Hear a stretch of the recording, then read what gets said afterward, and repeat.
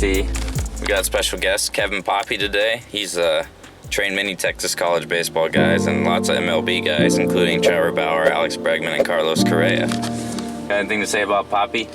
Best of the best. Nice little story. I started DST in 6th grade. I was probably 5'3", 110 pounds. I've been coming here for, what was it, 7 years now?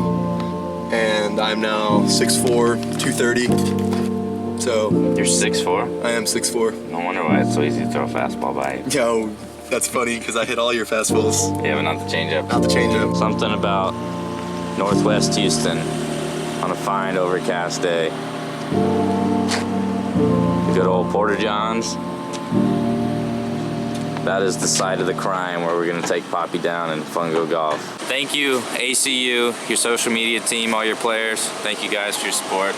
Can't say it enough. All right, today, back at Premier, we're with the man of DST, Kevin Poppe. Thanks for joining us. You got a par 12, 4-hole Fungo Golf course. How do you feel about it today?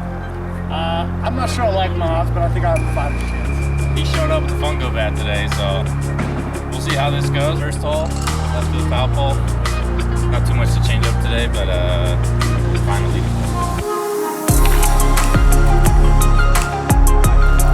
Good start. Currently 2-0 right now. Let's see if one of these guys can come back and beat me.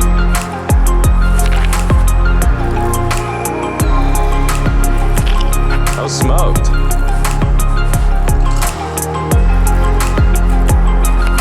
Oh, smacked. Beautiful. Oh, he sets up for par. Hole 2, we're going into the first base dugout. Nice and easy, big hole. Hopefully, we don't mess this up. Let's go. That might be the worst shot in Fungo Golf history.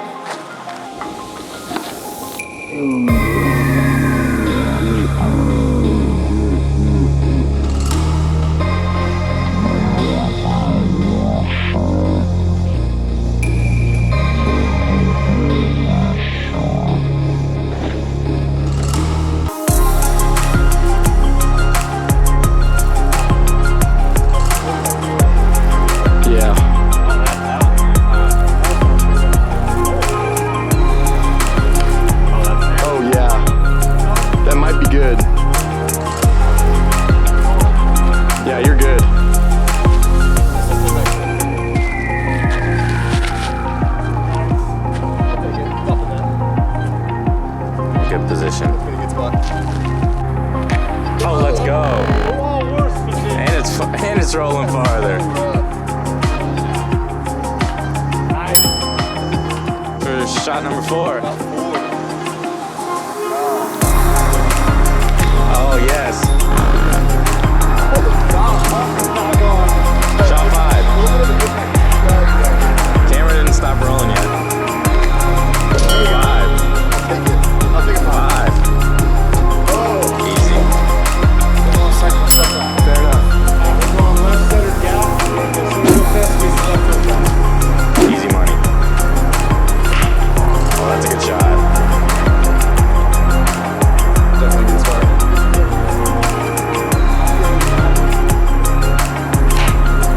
That might help.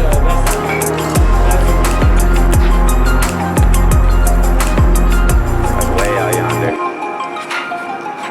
It's definitely a good shot. Oh, yeah. Oh, I'll take on the money. Down by 3. If I don't put this in right here, it's pretty much game over. So. Not to mention it was 4. Not gonna cut it. That's not gonna cut it at all. Walk of Shame is being filmed. It's all right.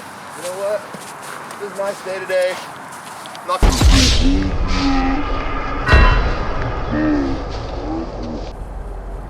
You got a hole, right? I did. Oh! Oh!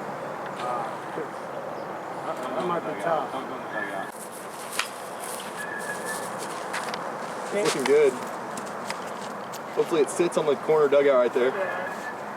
Oh, you got a good roll. I'm competing for a win for the first time.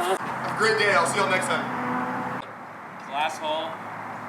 Me and Kevin are tied. Is it enough? It is. For the tie. Oh, wow.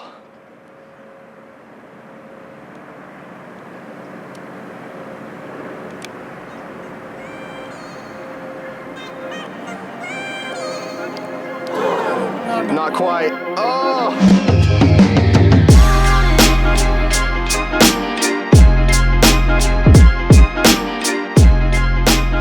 Second interview, second round of FUNGO golf. Today we got Kevin Poppe. Thanks again for joining us.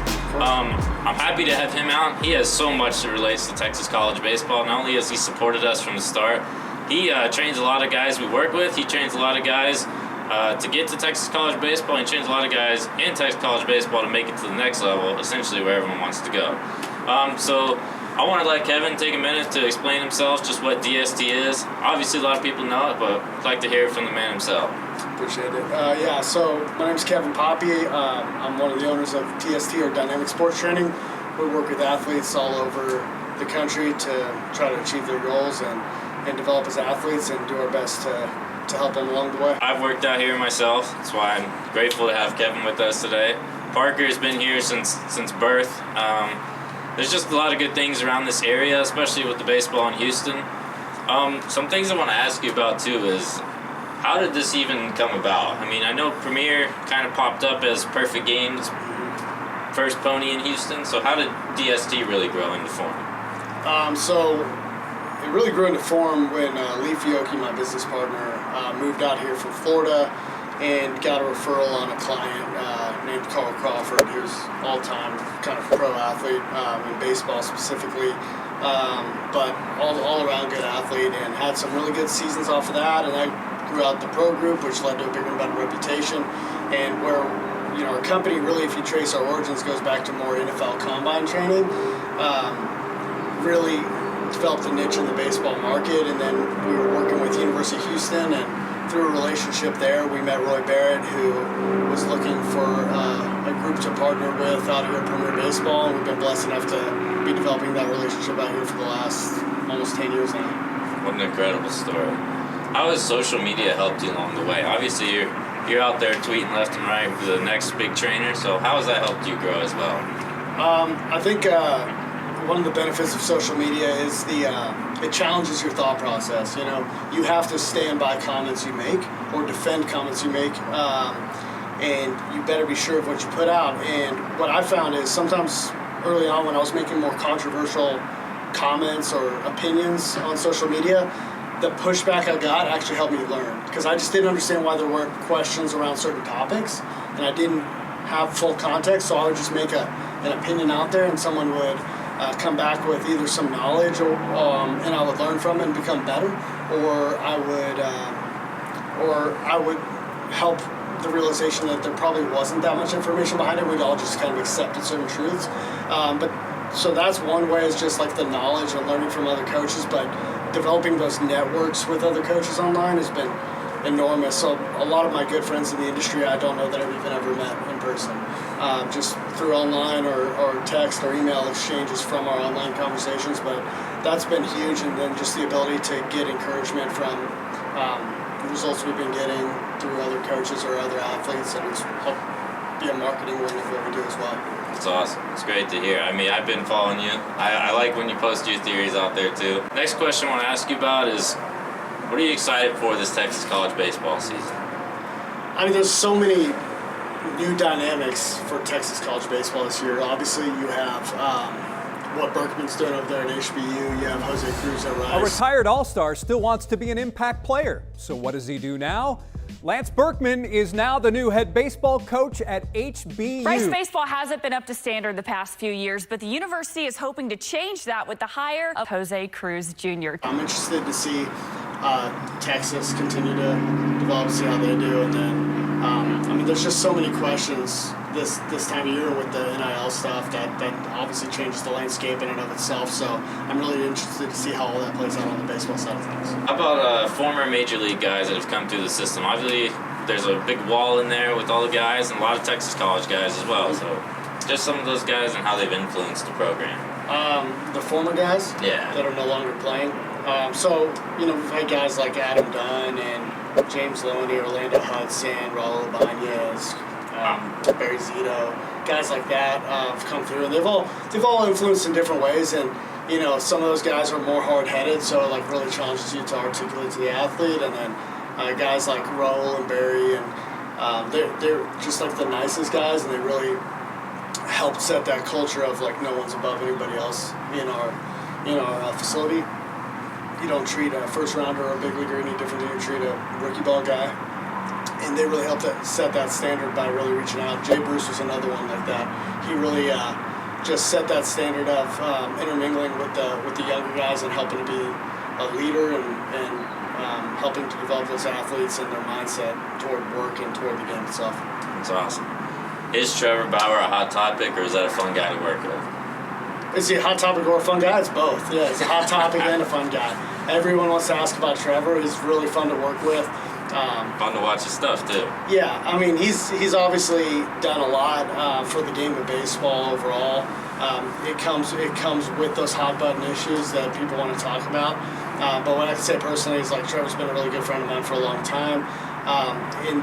So he'll get a kick out of this if he does see it.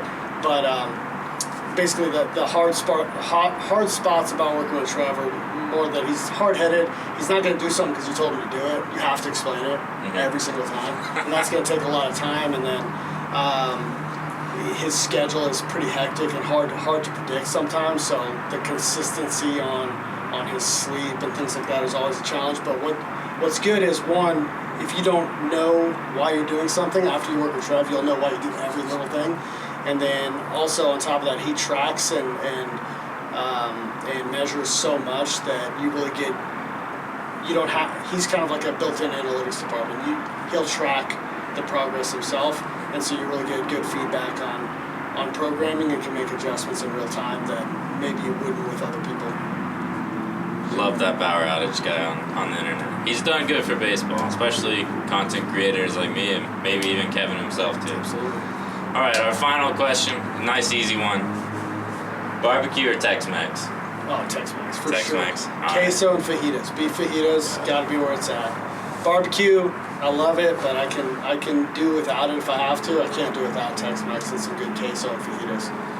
Some margaritas. Margaritas, absolutely, for sure. Well, thank you for everything. Absolutely, man. Appreciate you.